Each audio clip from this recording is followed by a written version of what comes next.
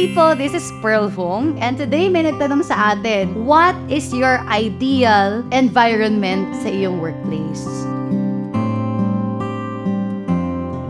So, I can say, unang-una, thank you so much, Elites Empire. I'm so blessed to have each and every one of you na talagang, even the Dream Squad, grabe yung pag-shape sa buong community that is really a practitioner in life. So, what's a practitioner in life?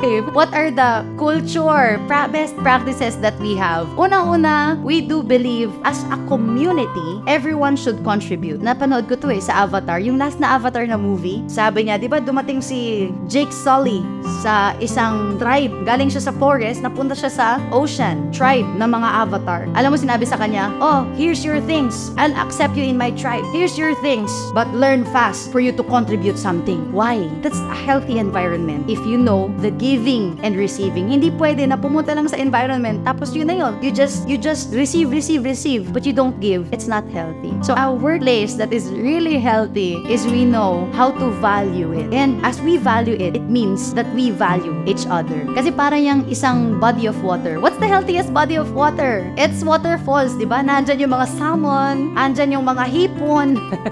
Iba naman yung hipon sa Pilipinas, di ba?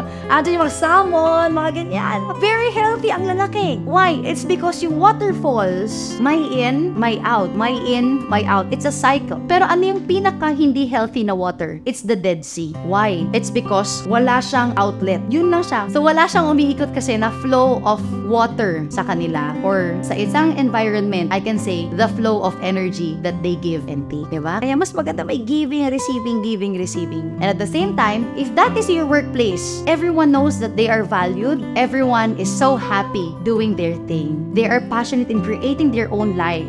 Unlike kapag hindi healthy yung environment, they are passionate in bringing other people down. Parang gano'n. Pero if you know that you are in a safe space, you love everything around you, you communicate your love. Alam mo ba, sa Elites Empire, so happy kasi even the boys are saying, I love you, bro.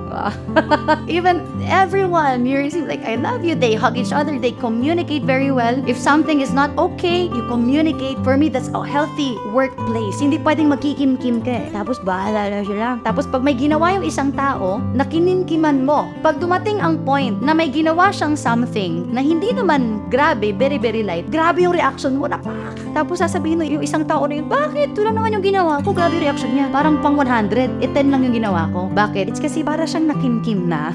So a healthy environment says whatever it is na gusto nilang sabihin intentionally. And if the person na nasabihan mo knows your heart, that you intend to help them, you intend to communicate, you intend for you to be understood by them, and you understand them then, and you want them to understand you as well, you want to understand them, so nagiging healthy ang communication at wala siyang kahit 1% na parang hindi okay na feeling kasi lahat okay yung feeling. It's easy to be happy. The real happiness that it's already, it's a bliss every day that you're waking up every day to that kind of environment.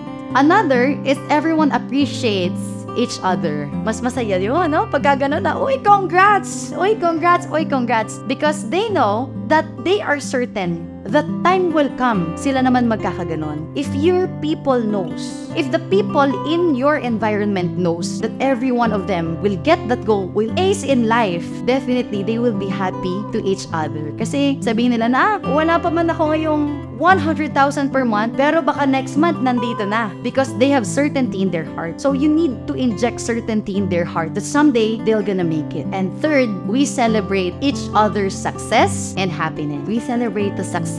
Kumbaga, pag alam kasi natin that if you are celebrating other people's success, you are exchanging your energy not to the person, but to the success. So if you exchange, oh, I love your success, congratulations, nilalove ka rin ang success. So lalapit sa'yo yung success. Not just the person, but the success again. But if ang tao hindi nag-congratulate, nag-500,000 siya, parang ganun, ang inaayawan niya ay the success itself. So if you celebrate other people's success and happiness, definitely what you love, you attract. You love success, you attract success. Congratulations kasi these are just some tips on how to build an ideal environment and workplace. It really matters. Your surroundings, it really matters the people you work with every day because you share the energy sa kanila. You share with them.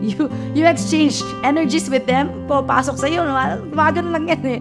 So, congrats if you have found your community. If not, congrats then because it's time for you to find that happy, passionate, loving community. This is Pearl Hong sending you love and light.